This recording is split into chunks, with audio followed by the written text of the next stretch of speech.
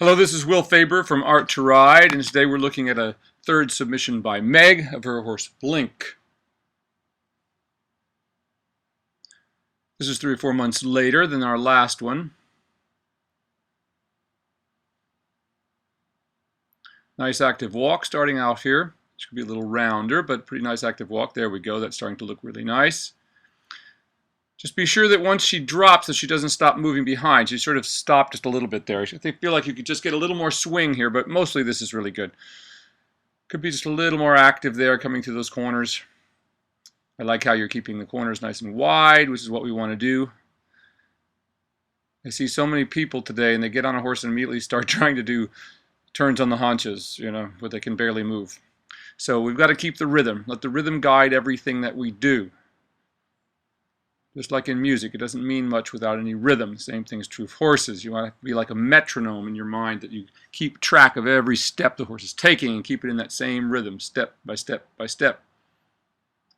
And if you have trouble with this, I highly suggest that you ride to music sometimes. That helps too, just to get you, just like working out. It will inspire you to try to get with the rhythm, as long as you're doing some kind of music that's suitable for horses. So be sure the beat isn't too fast. This is a good walk, though, right there. Could be just a little bit more active, but other than that, it's quite nice. You came up a little bit there, obviously. So you could just be a little bit quicker in making these adjustments when she comes out of the bridle just a little bit. So just try to keep your contact a little closer, but mostly this is coming really, really good. And to lose it for that few seconds is nothing at all. But look how nice the horse looks, even in this indoor arena, where horses can look so pokey. It gets a little bit slow right there. Once again, I'm not sure if you're riding with a whip again, I can't tell there, but I feel like once in a while I'd like to just give this horse a tap. It might be a good thing to do. Do you have a whip in your hand or not? Yes, I believe you do. So, yes. So by all means, give her a little tap with that more often. Remember to use the whip when you do at the same time as your leg. So you put your leg on lightly, completely relax it again. If nothing happens, then you put the leg on lightly again, followed by the whip, just like that, and then go back to the leg again without the whip. So we want to teach the horse that if it doesn't go forward from the first touch of the leg, the light touch, the whip is going to be right behind it. Don't wait until you've touched 15 times with your leg and gotten no response. I kind of go 1, 2, 3. So it's leg, leg a little harder than leg with the whip. 1, 2, 3, boom. And away we go. Because you want to just get in the habit of not having to nag at the horse all the time, like we see so many people doing, and they get slower and slower. Of course, that's mostly when people are keeping, a tight grip on the reins, and they look like they're creeping around the arena. But even in a small arena like this, it should feel like you're flowing around. That got a little bit slow right there on that turn. Not bad. I mean, none of this is bad.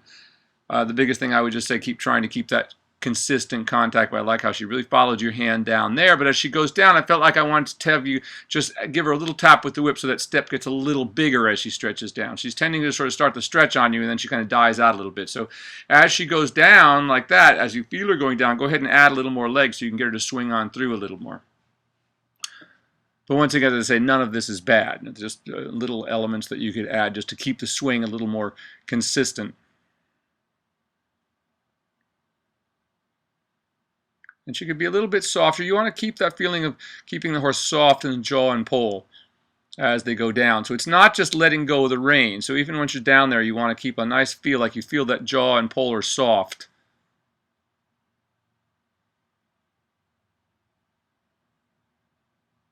It says here she starts off a little slow, but that's all right. Like that. That's quite good. There.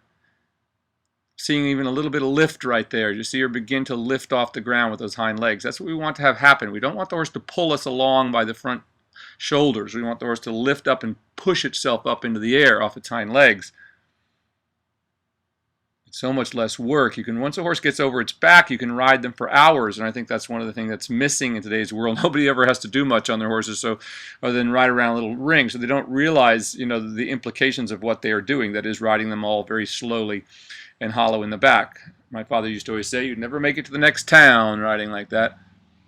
Now this is looking really good here. Once again, I'd like to see just a little more swing in it, but that's really good. I feel like you could just push her on just a little bit more and get her a little bit deeper and just a little bit more active. But a little bit. Once again, this is really good right through here. This is quite good. I just feel like it could just come a little bit deeper if you asked her to. But that's beautiful. Look how that's flowing over the ground. It should look like a ball rolling over the ground, and that's what this is starting to look like. Really nice with no impediment to the forward motion. It's amazing today how many people are riding around with the brakes on and creeping around arenas. I don't even understand how you could enjoy riding like that.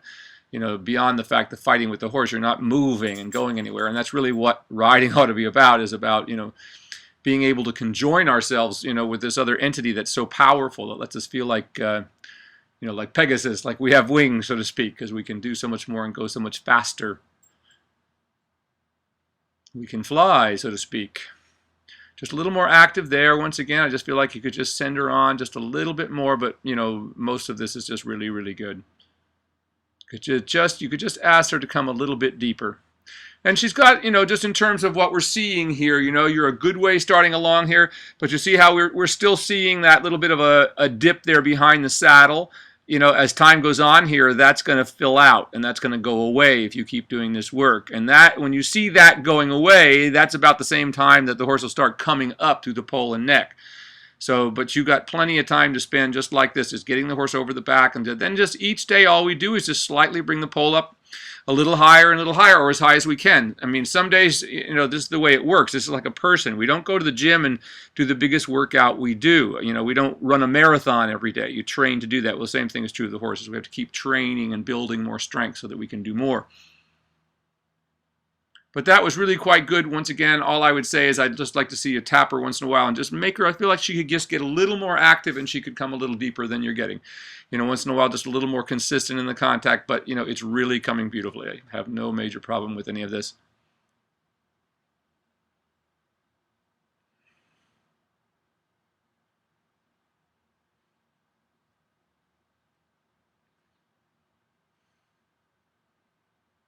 Good. I like how the shoulder's leading in that leg yield. That's good.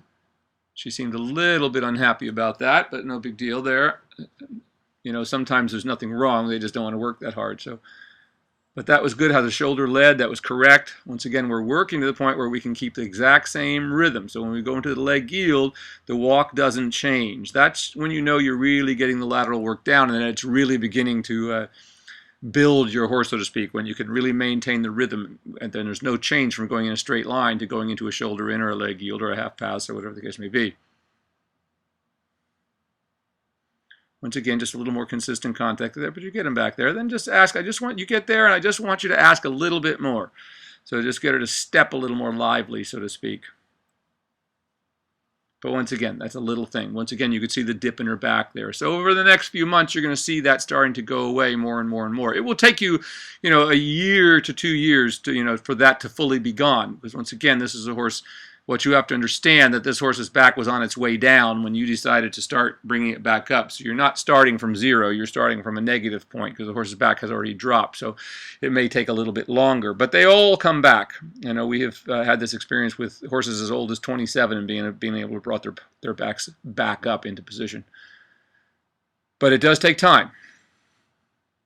Good. Now that was much nicer. I like how she stepped deeper that time. That was a really good leg yield. And even though she swished her tail a bit, no big deal, but she still stepped so much more actively that time. That was very good.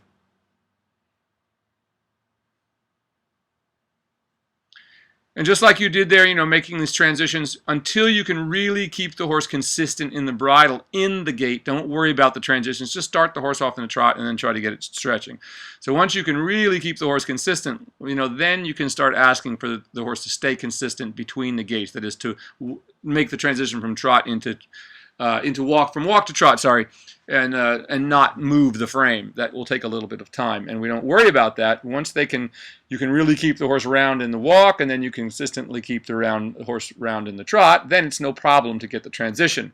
But I see far often people start worrying about those transitions right from the very beginning with young green horses, and all they end up doing is shortening their stride and pulling their necks back into their bodies, which of course drops the back and ruins everything else. So just have a little patience and it will come. All things come in time, so to speak.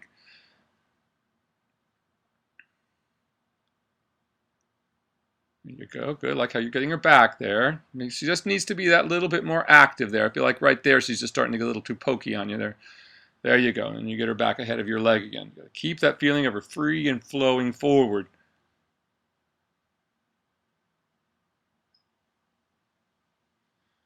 You know, it's just sad that it's become normal to see horses, you know, whose backs have dropped and whose hips have been, you know, they have these little, what they call them hunter bumps, which is really just a bad riding bump. It means the horse has never been ridden over its back his whole life.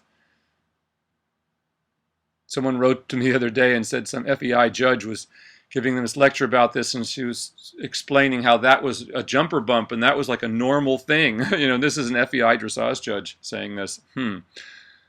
Tells me something. That's not a desirable factor, and that doesn't make them a good jumper. It just means they've been jumped their whole life without ever getting over their backs. Good, that's a little better swing now.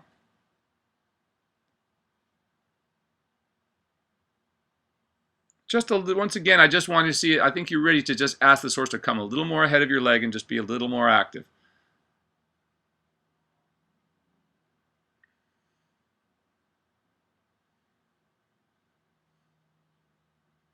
Good little beginnings of a leg yield there, not bad. I want to see her cross over obviously a little bit more, but that was not bad, and she kept the rhythm. Once again, it's more important to keep the rhythm than it is to have a big step over and not lose the rhythm. If you lose the rhythm, you're losing the back. That was a little better there, a little more active. You can tell she just gets a little pissy about this, but I think she'll get over that before long.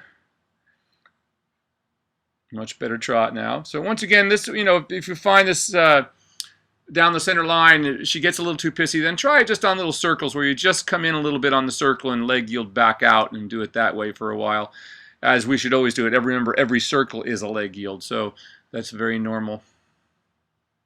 And sometimes not as disruptive to the stride as just doing the leg yield as we're trying to do it here to the wall. Good there. Now I like how the trot got more active there. So your leg yields are helping. This is looking much better now. Got a little more swing in it. It's more lively. Lost her over her back. There you go. It's coming really nicely.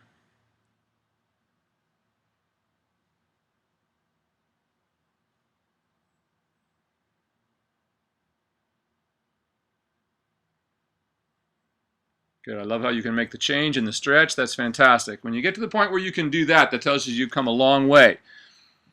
As you know, so many horses are, you know, inside rein horses where they've been hanging on the inside rein. As soon as you try to change directions, they just throw their head straight up in the air. Again, same thing there. Just send her straight on forward when you get that little bit of resistance, which is what you're doing, and you're doing that very well.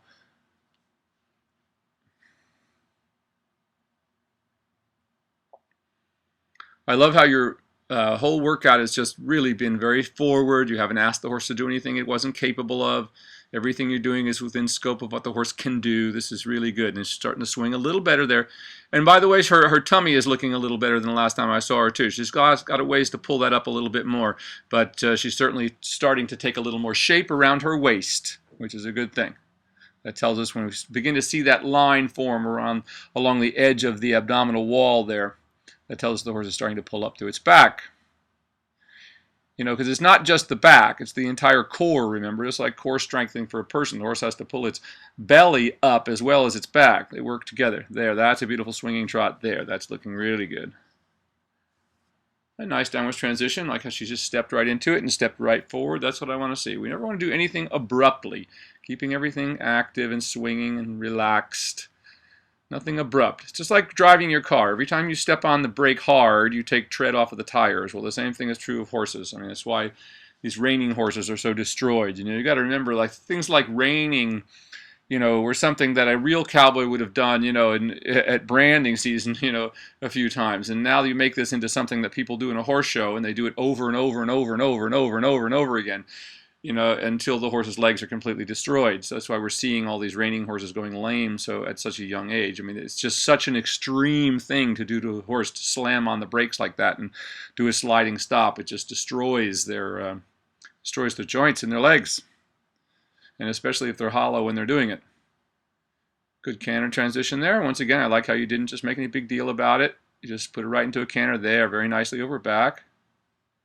Good, that's really good. Now see, that canter is beautiful right there. That's very nice. You've got the horse over the back in the canter. That's excellent. No big deal. She just fell out of it a little bit. Yeah, really good right there. Now that's a wonderful canter. I like how you're just staying off her back a little bit. That's perfectly fine and what you want to do. You know, too many people ride with their stirrups too short on undeveloped horses, and they have too much weight on their backs. You know, when horses are just developing, you want to keep a shorter stirrup. So, for instance, like you're doing here, you can get a little bit off the horse's saddle, off the saddle a little bit, and relieve the tension across the back. Really nice. So that was a really good canter and very useful. So any canter you can do like that is going to help the horse. And I like her trot after that canter, so that's really good. So I think you could start mixing in the canter from what I saw here, you know, a little more than twice a week now. I wouldn't even see why, you know, every other day at least, and pretty soon every day, because she cantered really nicely and got over her back beautifully. So that's just what we want to see. So the canter will help them if they can canter over their back. You know, once in a while we see these horses that a lot of thoroughbreds that way, and maybe they've hardly ever trotted in their life, and they actually go better at the canter.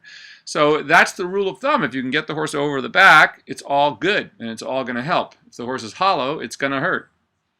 So once again, it's one thing you might start off the hollow. If you can get it round within a few moments, good. But if you can't, it's too much of a battle, and all you'll end up doing is pulling the horse into a slower frame.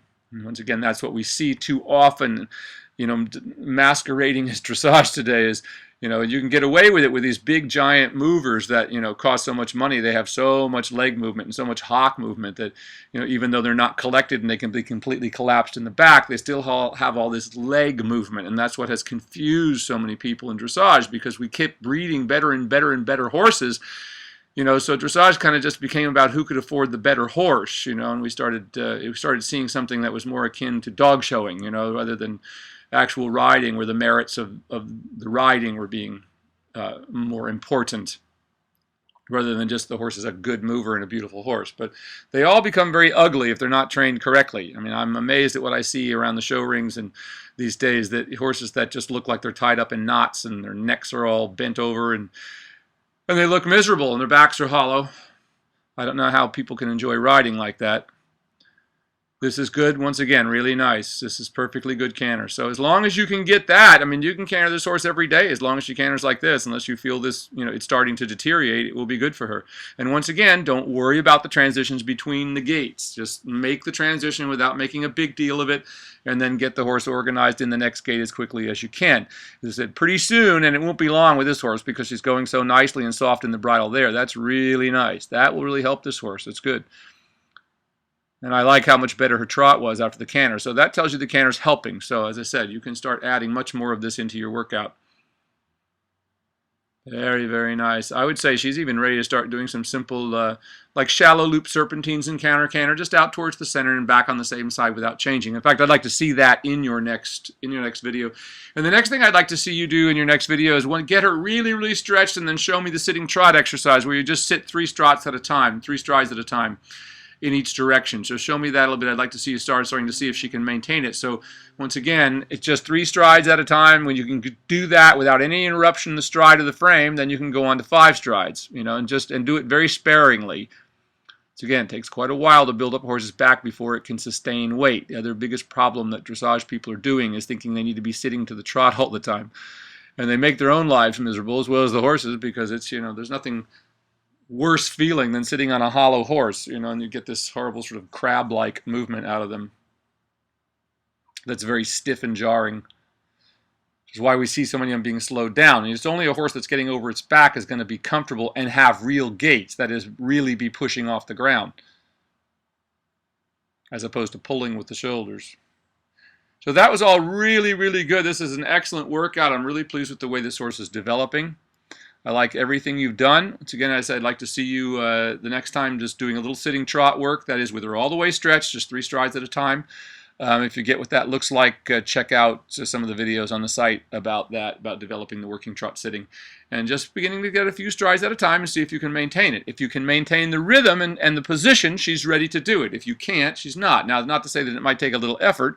You might have to give her a little tap to, you know, encourage her to keep going when you do the sitting. And just be sure that your hands do absolutely nothing when you sit. Your legs completely relax, and you simply just let your hips take up that absorb that shock of movement by pushing forward and under, but with a relaxed thigh and leg, so you can sit right on top of the ball. Can't be any tension in your legs. Nice shoulder in the walk there.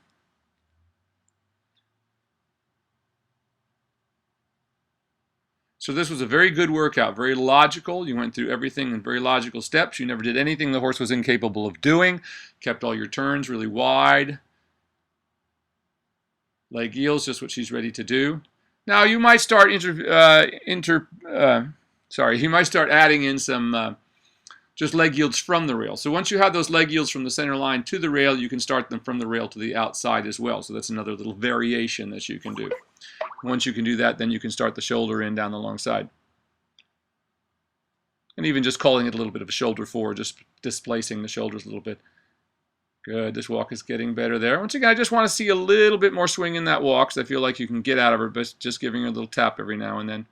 Once again, remembering the 3 strikes rule with your leg. One touch a little stronger, and then touch with the leg, with the whip at the same time. Gets a little resistant to that bend there, but I think that will go in time. And that tells you that it's a little hard for her. You can see that it's difficult for her. She develops more back, that will become a lot easier. And you'll feel a lot less resistance about it. But this was a really, really good workout, much improved since the last time I saw you. This is all going absolutely beautifully. As I said, you can add in a lot more canter now. I think even daily, as long as she gets over her back like that, it's going to help her. And it really helped her trot, because her trot looked better after it, once again, which is what will happen if we can get the horse over its back in the canter. Once again, don't worry about the transitions between the gaits. As I said, just get it. When you get all 3 gaits going really nicely and on the bridle and stretching into the contact, and that's, remember, to keep trying to stretch her in the canter as well.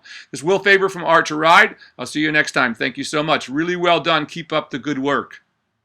I look forward to seeing this horse develop.